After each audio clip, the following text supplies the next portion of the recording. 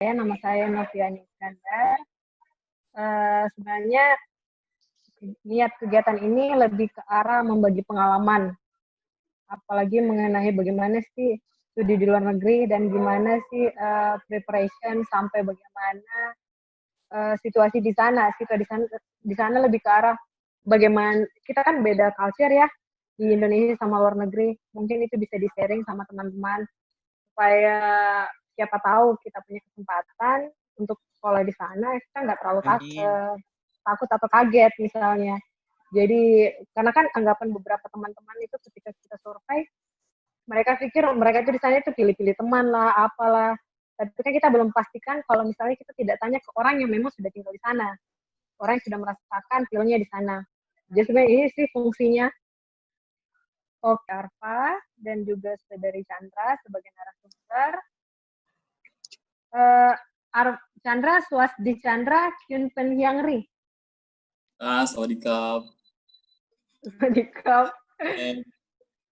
Kalau Arfa, merhaba Arfa, Nasilisin. Tasyakular Im. Tasyakular Im. Memberikan sepatah kata, banyak juga nggak apa-apa sih. Oke, perkenalan diri dulu ya. Ya. Ini udah kedengaran suaranya? Iya, udah. Jelas kok. Halo, Assalamualaikum warahmatullahi wabarakatuh. Waalaikumsalam warahmatullahi wabarakatuh. Yang lain saya Ainmut. Yang ada di Makassar ataupun yang ada di Turki, Mas Arfa, halo. Ya. Perkenalkan, nama saya Chandra Stupakarti. Saat ini saya baru selesai S2 dari Thammasat University Thailand, dan nanti saya akan lanjut bulan September untuk studi doktoral di University of Science and Technology of China.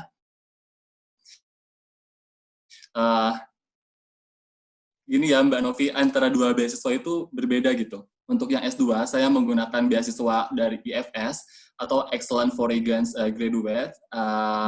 And then for USTC, for S3, saya gunakan beasiswa dari ANSO, Young Talent Scholarship. Oke, mungkin saya akan... jadi, jurusan saya, S1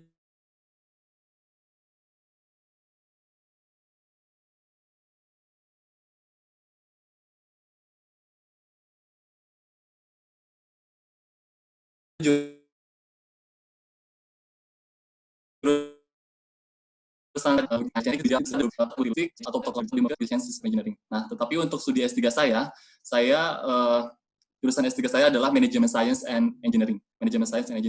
Nah, untuk sharing beasiswa mungkin saya lebih tekankan ke beasiswa ANSO Young Talent Scholarship karena hampir sama ya persyaratannya. Hampir sama persyaratannya. Oke, mungkin aku mau share screen dulu. Boleh? Oke. Kali ini saya akan menjelaskan gitu ya, step by step gitu, bagaimana saya cara mengapply beasiswa dari China, yaitu ANSO Scholarship for Young Talent. Di mana beasiswa ini adalah merupakan aliansi dari organisasi internasional di China, organisasi sains maksudnya. Oke, mungkin di sini ada beberapa yang belum tahu apa sih beasiswa itu. Beasiswa itu adalah bentuk penghargaan terhadap individu, ruang lingkupnya itu bisa berupa melanjutkan pendidikan ataupun akses tertentu.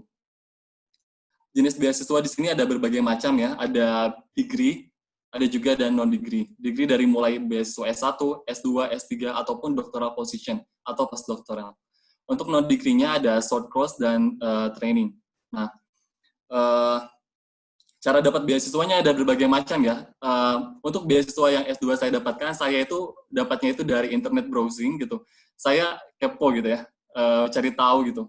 Beasiswa apa sih yang harus saya dapetin gitu. Kemudian saya dapat iklan, kalau nggak salah pas saya mau buka YouTube, dapat iklan dari Thammasat University. Oh ya udah, saya langsung buka websitenya, kemudian langsung apply. Kemudian dari mana lagi ya kita dapat beasiswa, itu bisa dari media cetak, seperti koran-koran ataupun majalah-majalah kayak yang di Indonesia sekarang kan banyak ya. Terus ada yang dari institusi-institusi pendidikan, seperti dari kalau misalnya dari Amerika, itu kan ada Fulbright. Terus kalau misalnya dari China, itu ada CSC, ada Chinese Government Scholarship, ataupun ANSO, ataupun dari Indonesia, itu ada LPDP, ada Lembaga Pengelola Dana Pendidikan. Yang beasiswanya itu berbeda-beda gitu, mengcovernya beda-beda, apa saja yang di-cover.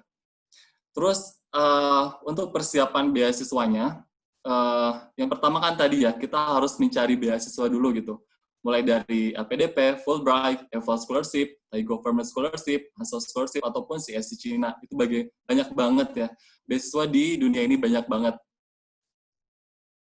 Nah, yang kedua adalah mencari promotor, karena untuk S2 dan S3, khususnya S3 ya, S3 itu butuh yang namanya promotor ataupun advisor, ataupun yang sering kita sebut pembimbing gitu, calon pembimbing kita yang nantinya akan menjadikan, yang nantinya kalau misalnya kita ada kesulitan, nanti akan dibantu oleh pembimbing gitu. Nah, untuk mencari promotor, itu harus mencari sesuai dengan spesialisasi kalian gitu. Kalau misalnya penelitian kalian tentang A, otomatis calon promotor atau advisor kalian itu harus sesuai dengan penelitian atau spesialisasi kalian. Yang mau kalian teliti itu apa gitu.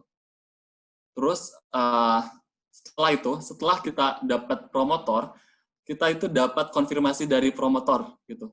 Kita dapat yang namanya LOA atau Letter of Acceptance dari lab-nya promotor. Lab langsung apakah mereka memperbolehkan kita sebagai membernya dari sebagai anggota dari laboratorinya ataupun misalnya ataupun sudah penuh. Yang itu tergantung dari email yang kita dapat dari promotor. Kemudian persiapan keberangkatan apabila kita udah dapat beasiswanya dari misalnya dari promotor ataupun dari organisasi-organisasi lainnya. Nah, yang akan saya share adalah informasi mengenai beasiswa dari ANSO atau Alliance of International Science Organization, yang mana ANSO ini adalah aliansi organisasi sains internasional yang didirikan di Tiongkok atau China dengan 36 lembaga ilmiah lainnya. Didirikan untuk meningkatkan kapasitas regional dan global dalam sains dan teknologi. Langsung saja, dari ANSO Scholarship for Young Talents ini ada dua macam itu, ada program magister dan ada juga program PhD. Tetapi coverage-nya berbeda ya, yang di cover beasiswanya itu berbeda antara magister dan untuk program PhD. Terus apa saja sih yang di cover di ANSO ini? Yang pertama itu adalah biaya hidup per bulan atau living allowance atau living cost, terus asuransi kesehatan, dan juga pesawat PP dari negara asal. Terus nggak lupa juga untuk biaya penelitian kita ditanggung. Untuk yang S3 ini saya belum tahu berapa yang ditanggung oleh biaya penelitian ditanggung oleh ANSO. Tapi kalau misalnya untuk S2 saya yang ditanggung biaya penelitian itu sekitar berapa ya? Pokoknya 25.000 baht itu sekitar 12.500.000 ya untuk satu semester. Kalau misalnya untuk master itu sekitar 50 juta untuk full time-nya. Terus apa saja sih persyaratannya? Ini nih persyaratannya. Yang pertama adalah kita harus tidak boleh kewarganegaraan China gitu. Otomatis yang lainnya seperti Indonesia ataupun negara lainnya bisa mendaftar beasiswa ini. Kemudian kita harus mempunyai bukti English proficiency seperti TOEFL, IELTS, tapi yang lebih ditekankan ini adalah TOEFL IBT. Karena TOEFL PBT saya juga belum tahu apakah bisa menggunakan TOEFL PBT ataupun tidak ya, saya belum tahu. Kemudian kalau ada juga yang menggunakan Chinese Language atau HSK. Itu adalah sama proficiency language-nya negara China. Apabila kalian mau studi lanjut tetapi menggunakan bahasa China. Terus untuk master sama PhD itu ada perbedaan ya. Kalau untuk master itu umur maksimumnya untuk pendaftaran itu adalah 30 tahun. Untuk yang PhD adalah 35 tahun maksimalnya ya. Oke. Kemudian ANSO ini kan ada dua universitas di Cina yang di cover beasiswanya itu adalah USTC dan ada juga UCAS. Itu sama-sama dari organisasi CAS, Chinese Academic Science. Nah, untuk proses seleksinya itu sendiri, yang pertama adalah seleksi berkas. Kurang lebih seleksi berkas itu pada bulan Februari sampai bulan Maret ya harusnya, tetapi kemarin ada extension sampai bulan April. Kemudian yang selanjutnya, kalau misalnya kita lolos, kita dapat pemberitahuan email dari International College. Untuk selanjutnya dilakukan interview dari universitas. Nah, waktu itu kurang lebih yang lolos itu sekitar 300 68 orang ya untuk interview di universitas. Itu melakukan kemarin interviewnya dengan menggunakan Zoom ya kalau nggak salah. Terus setelah interview universitas nanti langsung diseleksi lagi. Kemarin yang daftar 368 untuk jurusan saya sendiri ya, untuk manajemen science and engineering. Kemudian langsung diinterview lagi ke interview jurusan. Itu yang lolos adalah sekitar kurang lebih 60 orang. 60 orang. Kemudian pada saat interview jurusan, nanti kita langsung dapat email lagi, pemberitahuan dari International College lagi. Yang lulus itu adalah sekitar 20 orang kalau nggak salah. Itu tuh 20 orang tuh terbagi menjadi 3 macam, yaitu ada beasiswa ANSO, ada beasiswa CSC. CSC itu adalah Chinese Government Scholarship. Terus juga ada beasiswa universitas dari University of Science and Technology of China. Kemudian saya nggak tahu ya pembagiannya berapa orang yang lulus ANSO, berapa orang yang lulus CSC, dan juga berapa orang yang lulus itu USDC. Tapi kita boleh melamar lebih dari 1 beasiswa. Otomatis kita boleh melamar 3 beasiswa. Tapi untuk beasiswa yang tertinggi itu adalah beasiswa ANSO, kemudian yang kedua adalah CSC, yang ketiga adalah USDC. Itu coverage-nya berbeda ya, nilai beasiswanya berbeda. Nah, setelah itu, kalau misalnya kita udah lulus dari interview jurusan, kita langsung ada yang namanya pengiriman bekas ke ANSO untuk yang pelamar ANSO Scholarship. Atau kita dapat notification email dari International College bahwa kita lulus dan akan melakukan submitted berkas ke ANSO. Kemudian, setelah ada pengiriman berkas ke ANSO, kemudian ada pemberitahuan email lulus dari ANSO-nya itu sendiri dan ada dari International College-nya itu sendiri. Seperti itu. Oke, kita jalan-jalan dulu ke USDC ya. Saya juga belum pernah ke sana karena studi doktoral saya dimulai pada September 2020. Oke, kita jalan-jalan dulu aja ya.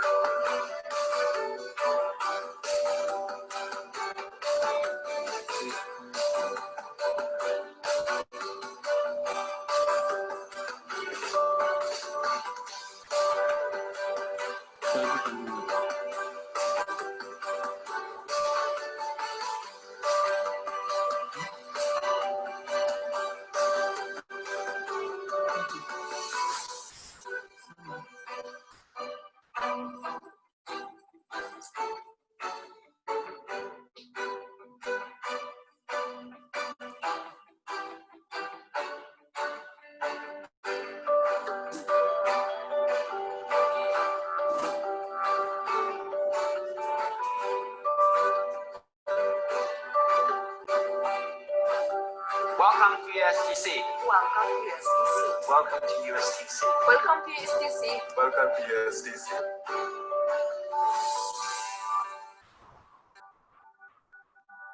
Oke, karena memang saya memang dari dua beasiswa yang berbeda. Jadi yang dari Thailand saya menggunakan beasiswa dari IFS atau Excellent Foreign Graduates. Terus untuk yang di Cina saya menggunakan dari ANSU. Jadi saya bingung ya ini mau yang mana. Tapi persyaratannya hampir sama.